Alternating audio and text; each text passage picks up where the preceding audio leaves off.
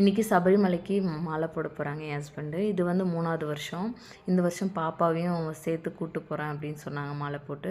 அதனால் பாப்பாவுக்கு ரொம்ப குஷியாயிட்டா. அவள் அப்பா நானும் மாலை போட போகிறேன், நானும் கோயிலுக்கு போகிறேன் அப்படின்னு ரொம்ப இதுவாகிட்டா. ஏன்னா போன வருஷமே அவள் கேட்டா. பட் அந்த எக்ஸாம் வந்த டைம்னாலன்றதுக்காக அதை அவளை கூட்டு போக முடியல.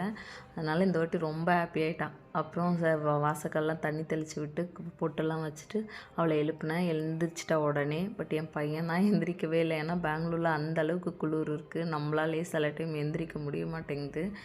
அப்படி பேசி சமாதானம் பண்ணி எழுப்பி விட்டேன். அப்புறமா குளிச்சுட்டு அவங்க அப்பா கூடயே குளிச்சுட்டு வந்துட்டாங்க. என் பொண்ணு ரொம்ப ஹாப்பி தான். பட் என் பையன் தான் கொஞ்சம் கடுப்பாக இருந்தான். அவனை சமாதானம் பண்ணி வண்டியில் ஏற்றி கூப்பிட்டு போயிட்டோம் கோயிலுக்கு. போயிட்டு மாலைலாம் வாங்கிட்டு குருசாமிக்கிட்ட மாலை போட்டுட்டு கிளம்பிட்டோம். சாமி நல்லா கும்பிட்டுட்டு உட்காந்து கொஞ்சம் நேரம் அப்படியே உட்காந்துருந்தோம். அப்புறமா கிளம்பிட்டோம். இன்றைக்கி நாள் அவ்வளோதான்.